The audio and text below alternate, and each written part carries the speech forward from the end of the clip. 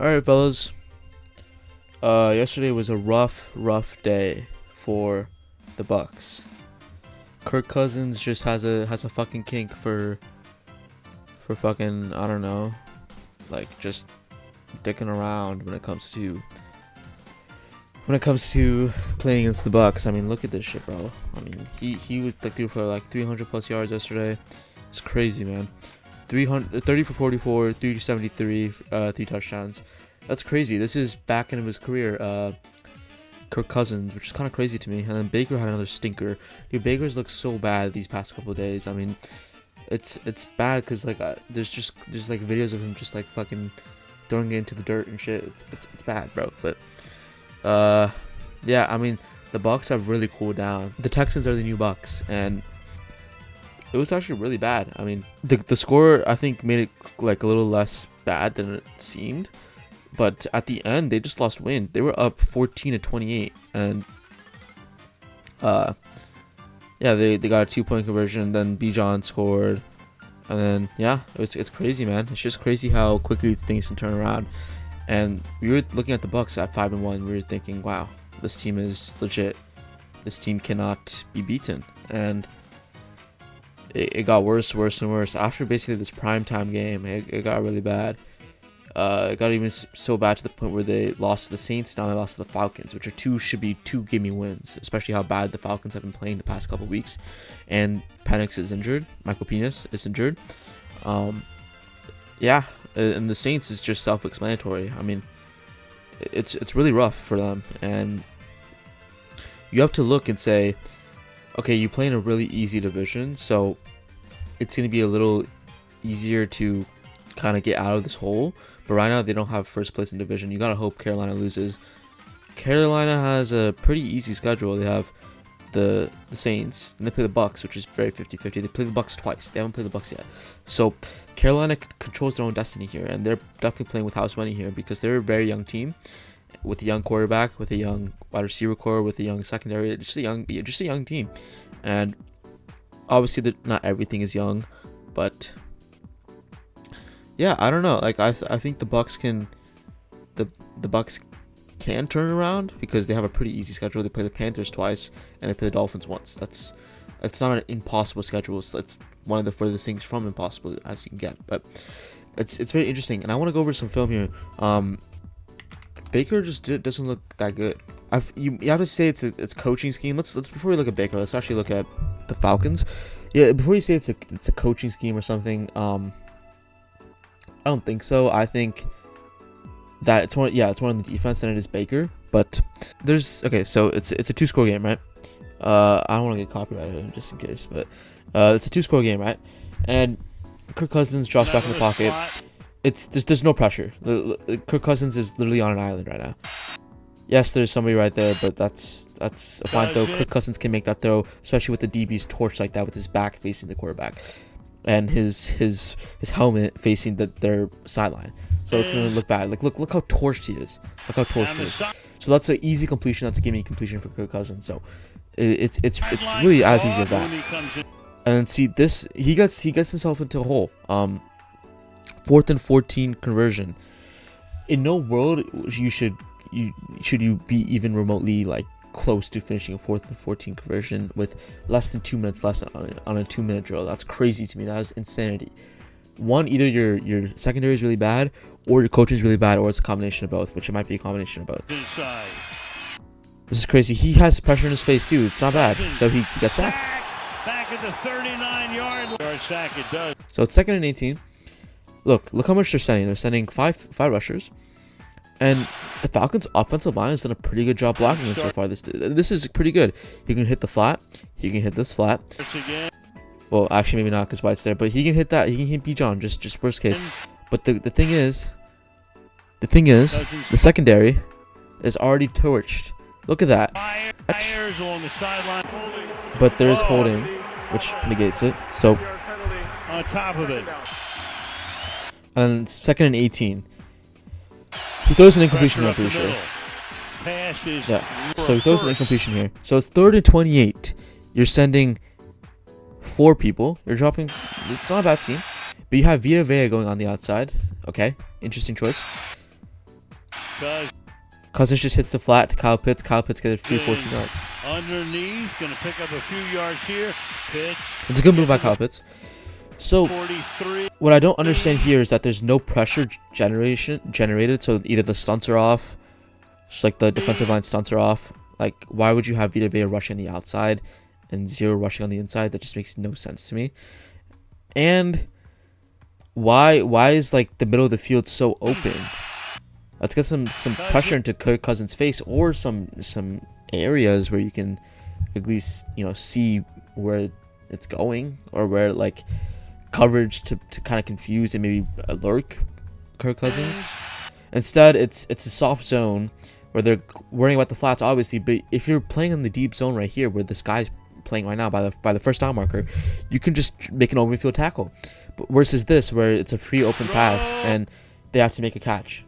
It's I don't like now watch the play how call. this route works. Kind of at this point, he knows exactly. Just got right to the sticks and then goes up. Yeah, he just goes up, and then Kirk Cousins, he's in underneath their yard line. This game's already won. They're just gonna milk some clock. They're gonna get closer to field goal range. First down. On the ground. They spike it here. So it comes down to this. And then he enjoys the field goal. And the kick is... Look at Tampa Bay. They're so Charlotte, North Carolina right now. they're so stunned. It's crazy, man. It's a good drive by Kirk Cousins, honestly. Very good drive by Kirk Cousins, but it's very bad by that Tampa Bay defense. And you have to wonder if Todd Bowles is on the hot seat, and maybe he will be after this loss. They're 7-7 currently, and yeah, I mean it's rough. And his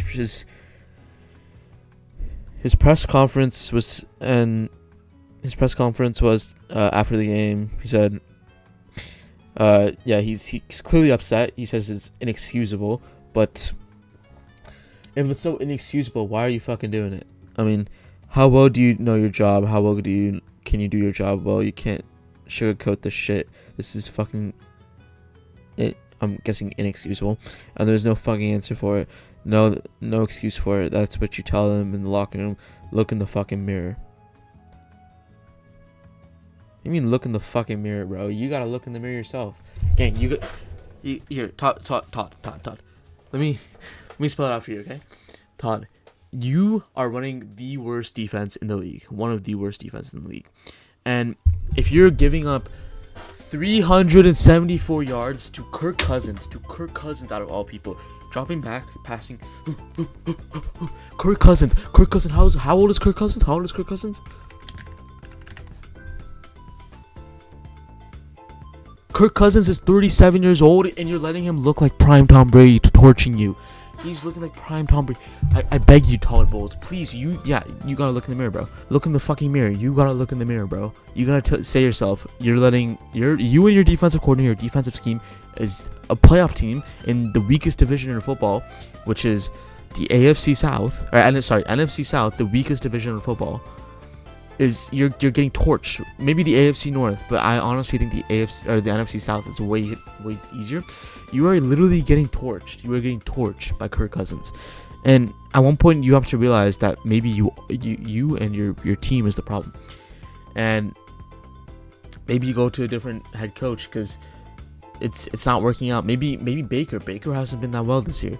After that 5-1 start, they haven't gone what they thought they would be, and which was my next point, which was Baker looked really good the first couple weeks. He was slinging it, and then after the Eagles game where he kind of hit a rock against a good Eagles team, a very good Eagles team, he hit a rock, 3-1. That's fine. You come back, you beat the Seahawks, very good Seahawks team. That Seahawks team is on fire right now.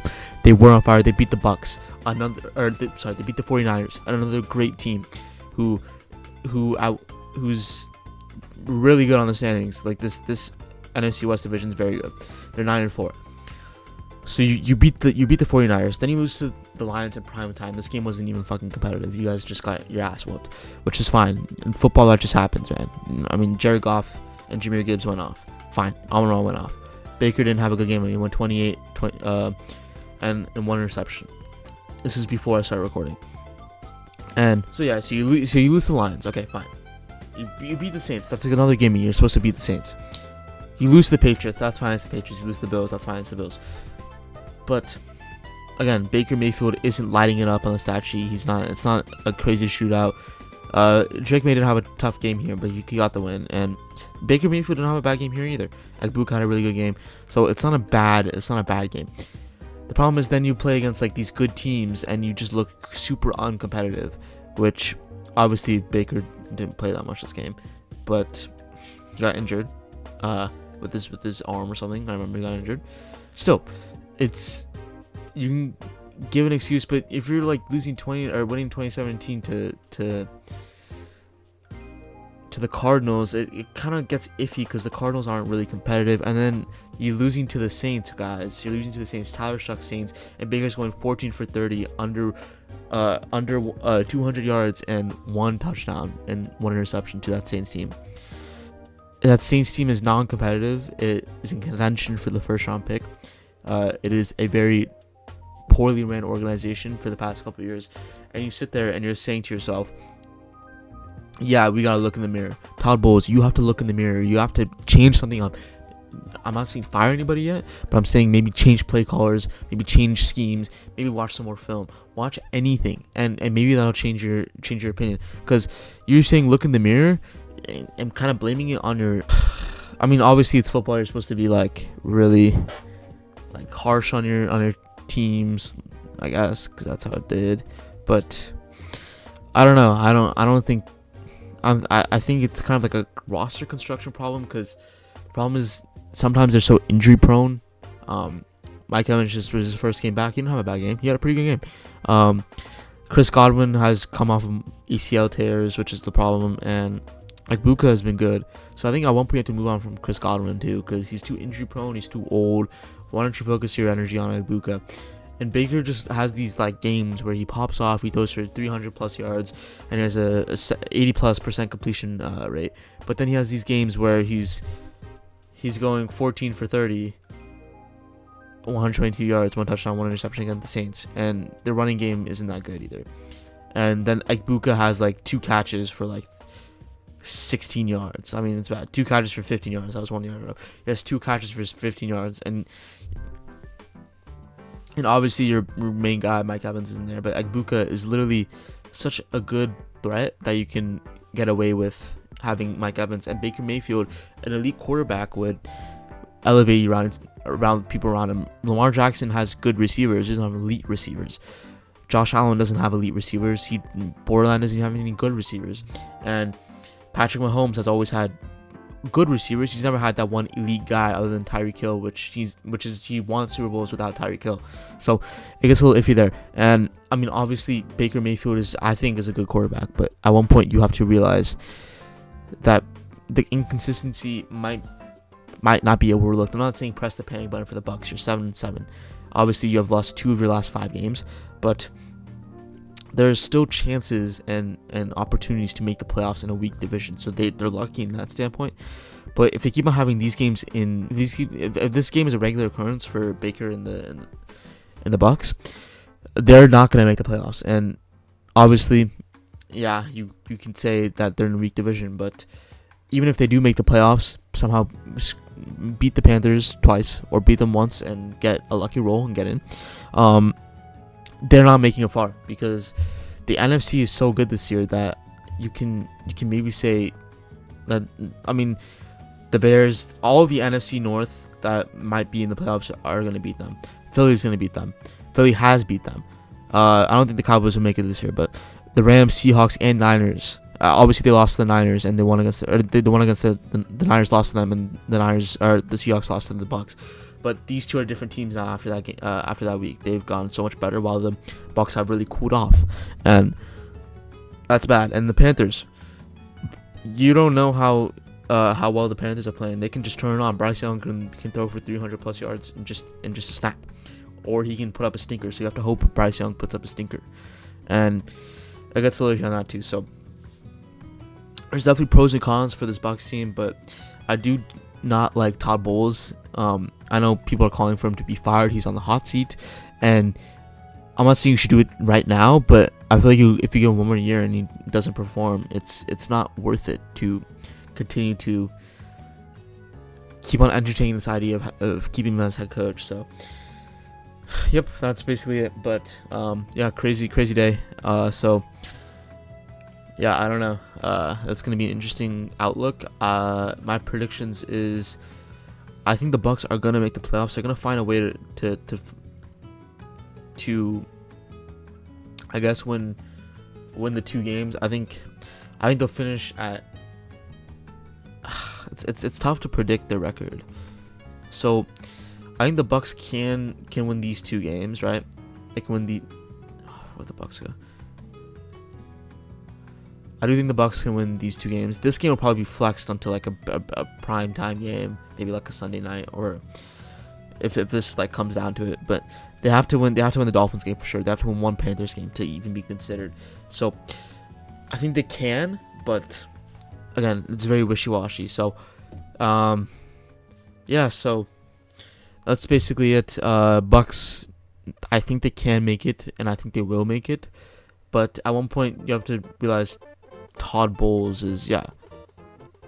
And Baker would die for the team, and you just gotta let him ride him out there. So I think Baker can get it done. I think this Buccaneers team can get it done, but it gets a little dicey sometimes. And even if they do make it to the playoffs, I don't think they're making it far. Their first round exits.